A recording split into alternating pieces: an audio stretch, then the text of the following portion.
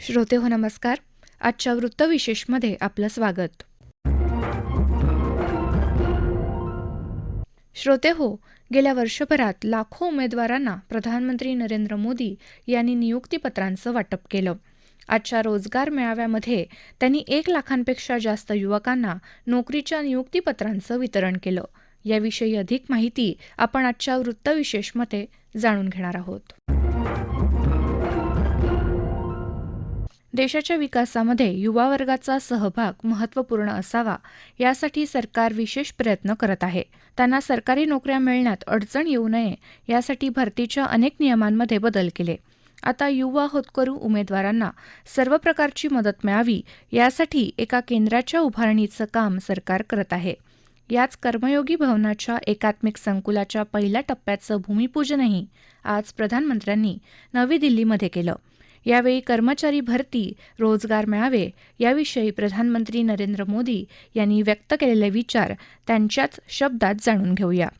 आज 1 लाख से ज्यादा युवाओं को सरकार में नौकरी के लिए नियुक्ति पत्र दिए गए हैं. आपने कड़ी मेहनत से अपनी ये सफलता हासिल की है. मैं आप सभी को और आपके परिवार को बहुत बहुत बधाई देता हूं. युवाओं को भारत सरकार में नौकरी देने का अभियान लगातार तेज गति से चल रहा है. पहले की सरकारों में नौकरी के लिए विज्ञापन जारी होने से लेकर नियुक्ति पत्र देने तक बहुत लंबा समय लग जाता था. इस देरी का फायदा उठाकर उस दौरान रिश्वत का खेल भी जमकर होता था. हमने भारत सरकार में भर्ती की प्रक्रिया को अब पूरी तरह पारदर्शी बना दिया है. इतना ही नहीं, सरकार का बहुत जोर है कि भर्ती प्रक्रिया एक तय समय के भीतर पूरी कर ली जाए. इससे हर युवा को अपनी योग्यता साबित करने का समान अवसर मिलने लगा है. आज हर युवा के मन में विश्वास है कि वो कड़ी मेहनत और अपनी प्रतिभा के दम पर अपनी जगह बना सकता है. 2014 के बाद से ही हमारा प्रयास रहा है कि नौजवानों को भारत सरकार के साथ जोड़कर उन्हें राष्ट्र निर्माण का सहभागी बनाएं. पहले की सरकार ने अपने 10 साल में जितनी सरकारी नौकरियां दी थी, उससे लगभग 1.5 गुना ज्यादा सरकारी नौकरी भाजपा की सरकार ने अपने 10 साल में दी है. आज दिल्ली में एक इंटीग्रेटेड ट्रेनिंग कॉम्प्लेक्स का भी शिलान्यास हुआ है. मुझे विश्वास है कि नए ट्रेनिंग कॉम्प्लेक्स से कैपेसिटी बिल्डिंग की हमारी पहल को और मजबूती मिलेगी. साथियों, आज सरकार के प्रयासों से देश में युवाओं के लिए नए नए सेक्टर खुल रहे हैं.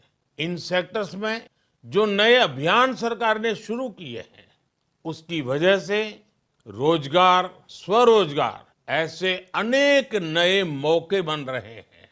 आपने देखा है कि इस बजट में 1 करोड़ परिवारों के लिए रूफटॉप सोलर पावर स्कीम की घोषणा की गई है. अब छत पर सोलर पैनल लगाने वालों को डबल फायदा होगा. उनका बिजली बिल 0 होगा और जो अतिरिक्त बिजली वो पैदा करेंगे उससे आय भी होगी. रूफटॉप सोलर की इतनी बड़ी योजना से देश में रोजगार के भी लाखों नए अवसर बनेंगे. कोई सोलर पैनल का काम करेगा, कोई बैटरी से जुड़े बिजनेस में आएगा, कोई वायरिंग का काम संभालेगा. ये एक योजना अनेकों स्तर पर रोजगार के मौके बनाएगी. श्रोते हो, रोजगार मेळाव्यांच्या माध्यमातून रेल्वेमध्येही भरती केली जात आहे. भारतीय रेल्वे क्षेत्राचा गेल्या काही वर्षात पूर्णतः कायाकल्प झाला असल्याचं सर्वांना जाणवतं. रेल्वे अद्ययावत बनवल्यामुळे उत्तम प्रवासाची अनुभूती मिळते. अर्थात यासाठी तंत्रज्ञानाची मदत मोठ्या प्रमाणावर घेतली जाते. त्यामुळे साहजिकच रेल्वेला आधुनिक तंत्रज्ञान सहजतेनं हाताळणारा कर्मचारी वर्ग हवा आहे. अशी क्षमता नवतरुणांमध्ये असल्यामुळे सध्याच्या युवा पिढीतली उमेदवार रेल्वेच्या नोकरीला प्रथम पसंती देतात, असं लक्षात आलं आहे. याविषयी प्रधानमंत्र्यांचं मनोगत आपण जाणून घेऊया. साथियों, आज इस रोजगार मेले के द्वारा भारतीय रेलवे में भी नियुक्तियां हो रही है। जब भी कहीं लोगों को परिवार के साथ लंबी यात्रा पर जाना होता है, तो भारतीय रेल आज भी सामान्य परिवार की पहली पसंद होती है। भारतीय रेलवे आज एक बहुत बड़े ट्रांसफॉर्मेशन के दौर से गुजर रही है। इस दशक के अंत तक भारतीय रेलवे का पूरी तरह कायाकल्प होने जा रहा है। आपको याद होगा 2014 से पहले रेलवे की क्या स्थिति थी?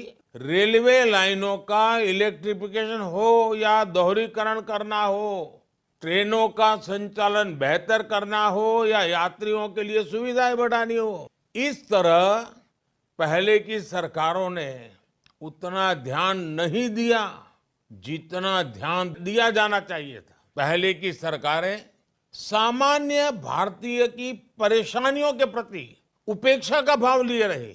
2014 के बाद हमने ट्रेन यात्रा के पूरे अनुभव को नया करने का अभियान शुरू किया। हमने रेलवे के मॉडर्नाइजेशन और अपग्रेडेशन फोकस किया।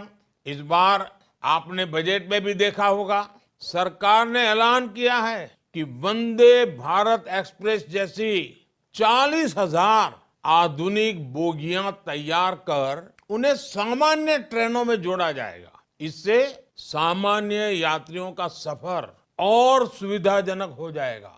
साथियों, देश में जब कनेक्टिविटी का विस्तार होता है तो उसका प्रभाव एक साथ कई चीजों पर पड़ता है। कनेक्टिविटी बेहतर होने से नए बाजार बनने लगते हैं, पर्यटन स्थलों का विकास होता है।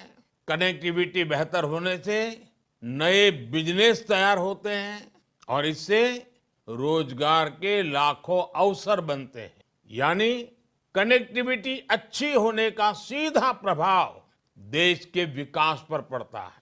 विकास की गति तेज करने के लिए इंफ्रास्ट्रक्चर में निवेश बढ़ाया जा रहा है। इस बार के बजट में इंफ्रास्ट्रक्चर के लिए 11 लाख करोड़ रुपए का निवेश का लक्ष्य रखा गया है। इंफ्रास्ट्रक्चर पर इतने बड़े खर्च से रोड, रेल, हवाई अड्डे, मेट्रो, बिजली जैसे हर प्रोजेक्ट में तेजी आएगी। इससे रोजगार के नए अवसर भी बनेंगे। श्रोते हो, आज ज्या उमेदवारांना नियुक्तीपत्र दिली त्यामध्ये बहुतांश नियुक्त्या भारतीय रेल्वे आणि निमलष्करी दलामध्ये झाल्या. विशेष म्हणजे यासाठी असलेली पात्रता परीक्षा यापुढे आता हिंदी, इंग्लिश बरोबरच 13 प्रादेशिक भाषांमध्ये घेतली जाणार आहे. तसंच नवीन नियुक्त झालेल्या कर्मचाऱ्यांसाठी कर्मयोगी पोर्टलच्या माध्यमातून क्षमता निर्मिती करता येणार आहे. त्यांना कौशल्य विस्तारासाठी ऑनलाईन प्रशिक्षण दिलं जाणार आहे. याविषयी प्रधानमंत्री म्हणाले, आज जिन युवाओं को नियुक्ति पत्र मिला है उसमें काफी संख्या पैरा मिलिट्री फोर्स का हिस्सा बनने जा रही है। युवाओं की भी ये अपने आप में बहुत बड़ी आकांक्षा पूरी हो रही। पिछले कुछ वर्षों में पैरामिलिट्री फोर्स में भर्ती प्रक्रिया को रिफॉर्म किया गया है।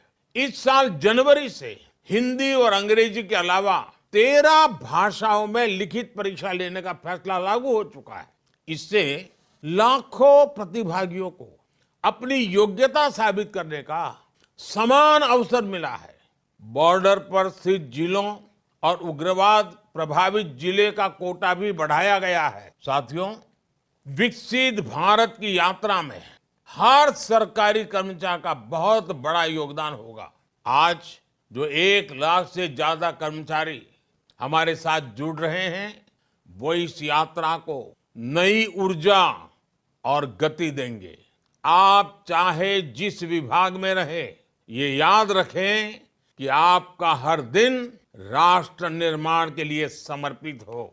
आप सभी सरकारी कर्मचारियों की कैपेसिटी बिल्डिंग के लिए भारत सरकार ने कर्मयोगी भारत पोर्टल भी लॉन्च किया है। इस पोर्टल पर विभिन्न विषयों से जुड़े 800 से ज्यादा कोर्स उपलब्ध है। अब तक इस पोर्टल से 30 लाख से ज्यादा यूजर्स जुड़ चुके हैं। आप सब भी इस पोर्टल का पूरा फायदा उठाएं और अपनी स्किल्स का विस्तार करें। श्रोते हो, देशभरामध्ये 47 ठिकाणी रोजगार मेळाव्याचं आयोजन केलं होतं. या कर्मयोगी मिशनला पाठबळ देण्यासाठी केंद्राच्या तसंच राज्यांच्या विविध मंत्रालयांमध्ये आणि विभागांमध्ये भरती प्रक्रिया राबवण्यात आली. देशात रोजगार निर्मिती आणि त्या माध्यमातून युवकांच्या सक्षमीकरणाचं काम सरकार करत आहे हे नक्की. श्रोते हो, आपला वृत्तविशेष हा कार्यक्रम आपण न्यूज ऑन AIR या ॲपवरही लाईव्ह ऐकू शकता. यासोबतच आमच्या मुंबई एअर न्यूज या यूट्यूब वाहिनीवर कार्यक्रमाचं ध्वनिमुद्रण आपल्याला कधीही ऐकता येईल. याबरोबरच आजचा वृत्तविशेष हा कार्यक्रम संपला. हा कार्यक्रम आकाशवाणी मुंबईच्या प्रादेशिक वृत्त विभागानं सादर केला.